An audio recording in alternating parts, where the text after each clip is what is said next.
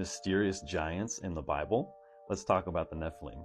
They make their first appearance in Genesis chapter 6, right before the flood, Noah's great flood.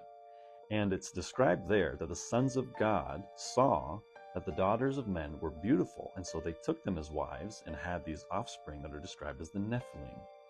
Now, later in the story is where things get very interesting, because somehow the Nephilim seem to have survived the flood.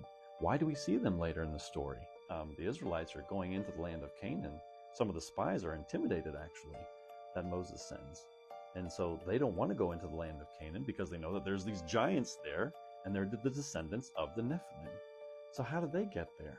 Well, there's a couple theories. One thinks that somehow maybe Noah's bloodline got corrupted, and that's how the Nephilim's lineage survived, so that after the flood, when Noah and his family repopulated the earth, the corrupt line of the Nephilim was still there.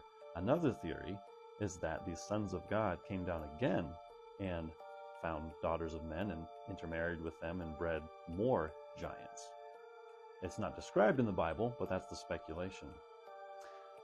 Something that people tend to think about, though, when we talk about the sons of God seeing the daughters of men were beautiful, some people don't like the idea of the sons of God actually being these angelic fallen beings that didn't keep their proper abode. In Jude 6, we see clearly that angels left their proper abode and committed similar acts as did the people in Sodom and Gomorrah, which is very interesting to note. And there's only one place in the Bible where angels are described as meddling in human affairs in that way, Genesis 6 with the Nephilim.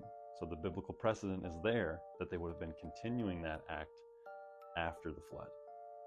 But I want to know what you think down in the comments below.